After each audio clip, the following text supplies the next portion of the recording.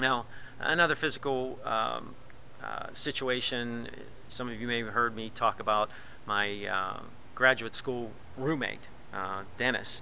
We called him the Big D. The Big D was a quadriplegic, and I was his caretaker. So I had the privilege of taking care of him and doing all those kind of things that are kind of really out of my comfort zone, but really good for me.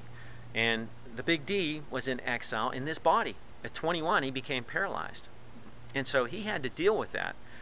But the key thing and the tough thing for me is that the Big D, in the year and a half that I lived with him, and in the 2.5 years that I knew him up to that point, was that guy, and was with him on a regular basis, that guy never, and I use that word with very much discretion, he never complained. I never heard a whimper out of his mouth, whining or moaning or complaining about his circumstances.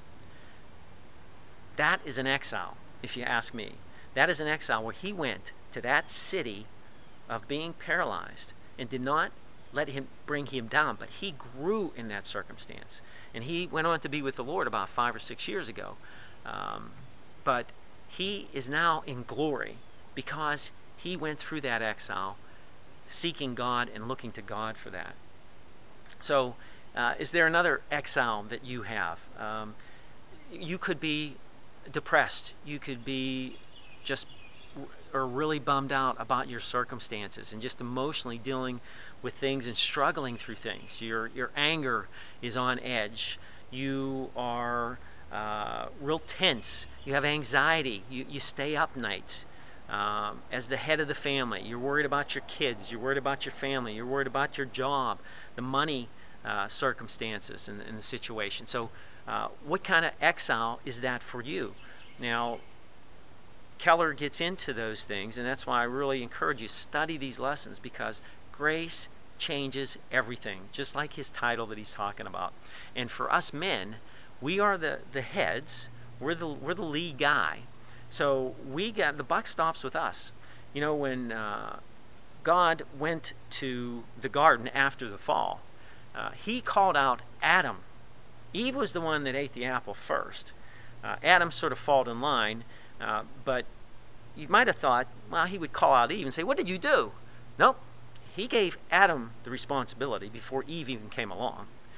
He saw Adam watch his wife take that apple, or whatever it was, whatever piece of fruit. It could have been a mango, it could have been a pineapple. But whatever that forbidden fruit was from that tree, Adam, if you read the story, again, read that Old Testament, guys. If you read the story, he's standing by watching this happen. Not only does he stand by and watch it happen, then he goes and partakes of the very thing that he knows is forbidden by his God. Then I have a problem with those things, but I could easily see a lot of us falling into those traps. The one I have an issue with is after they eat the forbidden fruit, they put some fig leaves on or whatever, and they go run in the bushes, and they think they're hiding from God. To tell you how our mind gets screwed up when we are in sin, they actually think that they can hide in some bushes from the God of the universe. Now tell me how much sense that makes, or how much that warps your head when you start falling away from God. So they actually think they're hiding in the bushes. So God's walking in the garden, he says, "Where are you?" And he specifically calls out Adam. "Adam, where are you?" Didn't call Eve. Buck stops with Adam. Gave him the responsibility. Now what Adam does is he blames the woman. She did it. She made me do it. And the woman says, "The devil made me do it." Well, the serpent. And so Adam just passes on responsibility, doesn't take the responsibility. Guys, if we fall, if we stumble, if we fall flat on our face, we need to own it. We need to take responsibility. How does grace change everything? Well, it enables us to take that responsibility and know we don't have to bear all that weight on our shoulders. Is guilt good? Yes, if we've done something wrong. But can it be restored? Can we be restored? Can we be revived from all that crud and that yuck that we've done in our lives? Yes, if we just take ownership. God won't work with us if we don't take ownership. So if we're in exile and we fall, or whether we're in exile or not and we fall, we need to take that responsibility. So we go into exile. We're in this circumstances. We could be in depression, bummed out, have job problems, but we need to look to God for this and say, okay, where do I go from here, Lord? What is the hope in this? What is the good that comes out of this? So God has the scripture verse that says, all things work together for good to those who love the Lord, who are called according to his purpose. There's some other phrases that kind of align with that. John Wooden, the coach, that basketball coach, college basketball coach that won the most national championships, 10 I believe, or 11, he said, good things, people who make the best out of things. I think I screwed up that quote, but in any event, it's, wait, what is it? Good things work out best for those who make the best of the way things work out. So if my circumstances are working out that aren't really in a favorable light to what I'm thinking or what I'm used to, I want to make the best of that situation.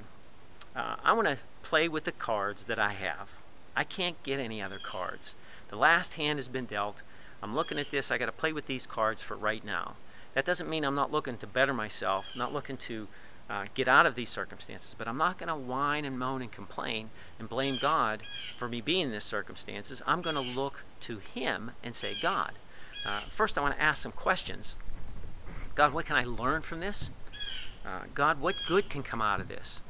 And how can I shine your light or reflect your glory in these circumstances? Because people are watching us when we're in trying circumstances. Our wives are watching us.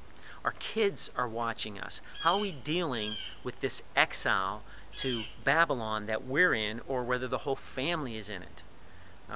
That's the question. And we need to ask ourselves, and we need to move in those lines and those directions and say, you know, what are we thinking? How are we dealing with this exile? Are we grown in this city? So if you got a job circumstance that's just not the way you like it, well, sure, go start looking for other positions, but don't be crippled by it. Don't be in anxiety and kicking the dog and screaming at the kids and the wife because you're coming home. Because again, it's sort of what Keller gets into.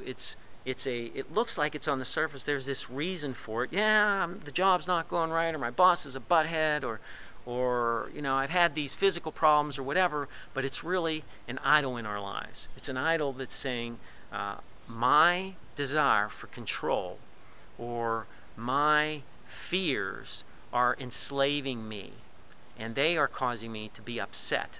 So anytime we flip out, we have anxiety, we have fears, we have worries. This is not of God. It is not of God.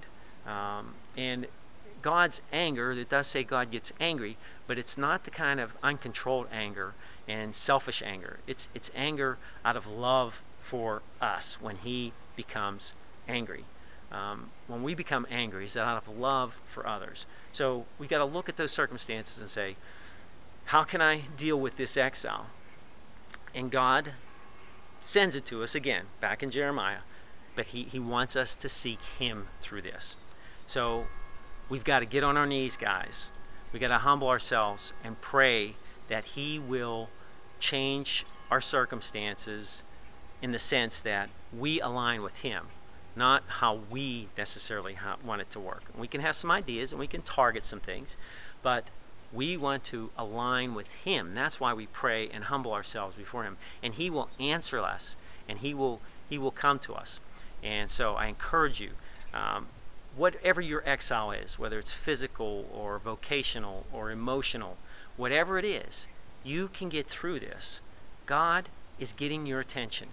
You need to direct your attention to him, not to the natural, but to God. Yes, use natural means to move on through that, but putting him first through that exile. and let Him minister to us. Rely on His grace, not that we have the control to do it, but His grace is working through us, and we move through these exiles, and we lead as men and as we should do that. Now, in our books, what I want you to do is, there's a bunch of study questions, and we're just going to go over there as normal, but for those of you who have already taken, that are doing this study, these are questions where we want to, and for those that have done the study or are doing it right now for the first time, you want to customize these questions to men. They may ask you, well, in general, what does that mean when people are exiled to the city or to Babylon? And you're going to say, what does that mean for men to be exiled? We deal in certain ways. We have certain tendencies as men. We look at it differently than women do, and than our children do. So I want you to rephrase all these questions.